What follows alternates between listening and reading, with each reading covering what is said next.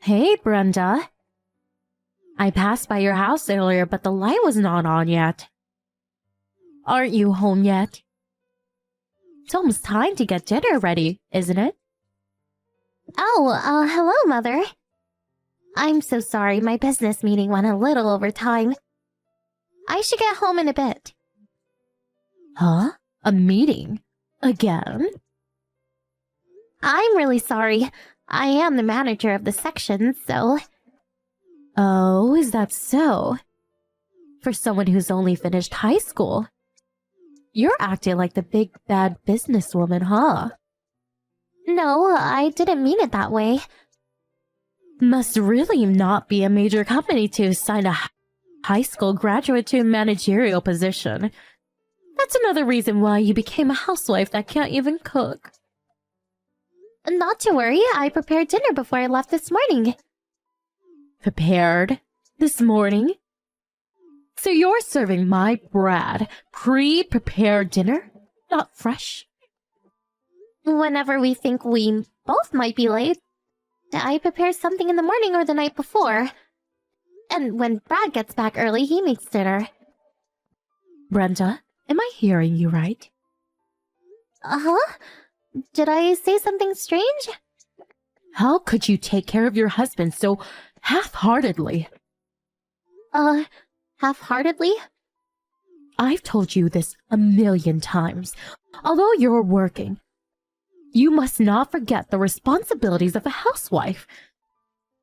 I think I'm doing a pretty good job. Making Brad cook dinner does not sound like you're doing a good job. As a wife, you are disqualified in my book. I really can't help that. We're both working, as you know. And Brad understands the burden of working and doing housework. That's why we share the chores equally. Besides, Brad loves to cook. Huh? Brad? He never stood in the kitchen when he was living at home. Well, apparently when he started living alone, he also started cooking and now enjoys it. Obvious, isn't it? He's just holding back because you're acting like such a busy businesswoman. I really don't think that's it. I'm sure that's it. And another thing. When Brad was born, I worked the first 3 years. Did you know that? And even during those 3 years, I was the top sales rep. However, unlike you, I did all the household chores myself. I made dinner every night and even prepared my husband's lunch every morning. But after 3 years, I wanted to focus on motherhood, so I quit my job. Although they insisted that I stay on, they didn't want to lose such a highly competent employee, you know? Yes, I heard that part from Brad. If you're going to be this super successful businesswoman, you should be able to handle both work and domestic with equal gusto. I'm not really trying to be some super successful businesswoman, as he put it. Well, you sure do act like it. Huh. Right.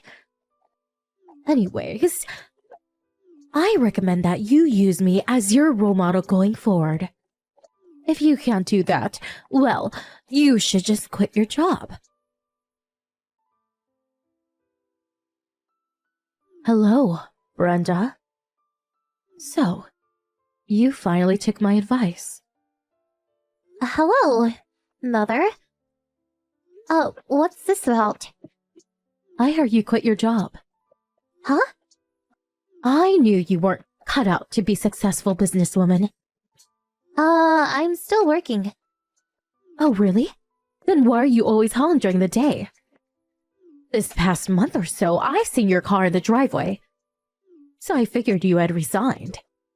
The company implemented a work-at-home policy. Work-at-home policy? Oh, do all of your office work online, huh? Yes, that's right. About 6 months ago, I got transferred from the sales department to another section. Well, this new section I was in was the first to implement this work-at-home policy, so I'm just following company policy. Oh, I get it. So this new department is where all the underachievers are collected. Huh? The sales department is probably the most important section in any company, am I right? And you got kicked out? Well, that proves that you are an ineffective sales rep. No, that really was not the reason. Well, anyways, you finally realized that you were not up to the standards of becoming a successful businesswoman. If you're going to be at home, I urge you to put household chores above all. Mother? What is it? The section I got transferred to is the president's office. Huh? The president's office? In my previous position, I was a supervising manager. Huh? You? The supervising manager? Upon my transfer, I was promoted to department chief. Promoted?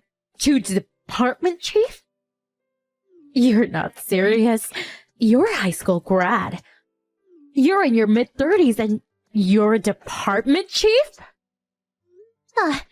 You always seem to perceive everything I do according to academic achievement, but I took all the necessary credentials and business qualifications in order to get where I am. And the company rewarded me for my efforts. So, please understand that this new section is not for underachievers, as you put it. Hey, Mom! You came into my office at home, didn't you? My laptop. Where is it? Relax. What's the rush? Relax? Are you serious? And how did you get into the house? Please, where is the evidence that I came into the house? My colleagues from work saw you on our online video meeting app. Huh? Online video meeting? The sound was off, so you probably didn't notice. I was just in a meeting on my desktop PC. I stepped out to get lunch for about 20 minutes. My colleague saw you came into the room and take the laptop from my desk. Huh? You probably made an extra key somehow. Am I right? Anyways, please bring that laptop back. It's got important files in it. I have no idea what you're talking about. Didn't I just say there were plenty of witnesses? I need it back right away. What are you so worked up about? It's just a little old laptop PC. That's why you're so delusional about being such a big, bad career woman. In order to break the delusion of grandeur that you seem to possess, I took it upon myself to teach you a lesson. Well, that first step was to take possession of your laptop. You're the one that's delusional! Please, just give it back! I don't have time for this! Yes, well, I don't mind giving it back, but not sure if it's of any use now. Not any use? What do you mean? I took a hammer to it. The screen and keyboard. Well, there is no screen or keyboard. What the hell did you do? I had to do it. If I didn't smash it until it was useless, well, I couldn't cure you of your self-important arrogance. That laptop is not mine! It's company property! Huh? So it's not yours. It's company property? That's right! I can't believe you! You brought the company laptop home with you without permission? Huh? If that's the case, well, I cannot take responsibility. It's your fault for bringing the laptop home with you. I'm afraid you're going to have to reimburse the company for the loss.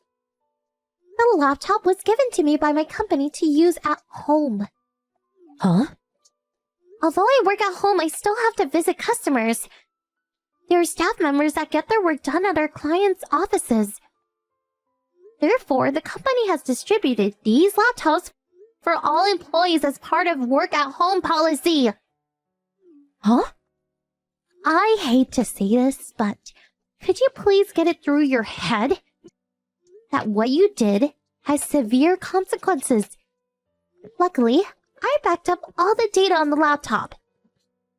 However, I'm afraid you will have to reimburse the company for destroying the laptop. I believe that model was around $1,500 or so. Please take that into account. There's no way I can pay for that. Besides, it's your fault. You should have brought home such an important thing. Please don't act as if you're the victim here. All I'm saying to do is educate you on your delusional arrogance. You're not cut out to be a businesswoman. It seems I'm not getting through to you at all. I give up. I'm gonna hand the baton to someone else that will put some sense into you. Oh yeah? Whom are you gonna hand the baton, may I ask? Hello, Kim. Huh? Grandma, she called you? Yes, that's right. I didn't realize you're in town. I had an appointment with a friend, so here I am. I'm staying with Brad and Brenda tonight. Brenda came and picked me up at the airport, and we just arrived home. So, what's all this about a laptop? Yes, well, you know. Kim. In recent years, the business scene has changed drastically. Business is done differently than when you were working. These days, both parents having careers has become the norm. Things have changed since we were in the workforce. We're living in the 21st century now. It's a completely different world from the ones we grew up in. If you have no intention of comprehending and accepting these changes, I suggest you keep your mouth shut. So, you're saying you understand her? Did you forget that before I retired, I was an executive at a firm? I think I still have the ability and the common sense to accept drastic changes in society, and how best to incorporate them into the current business environment. Not being disrespectful or anything, but I think I'm quite aware of that myself. Oh, isn't that right? I was just concerned for her. Her delusions about being some kind of genius businesswoman. I had to educate her on the realities of life. So, you think you were one of those so-called genius businesswomen? Is that what you were when you were working? Yes. Well, maybe not a genius, but I think I was pretty good. Maybe you don't remember, but I used to be one of the top sales rep. Oh, is that so? As I recall, you never got any sales, and you were regulated to office work. But turns out you weren't even able to handle the phone calls competently. The only thing you were good at was making coffee for everyone and using the copy machine. All other difficult chores you force the younger co-workers. Does not sound like a top sales rep to me, much less a businesswoman.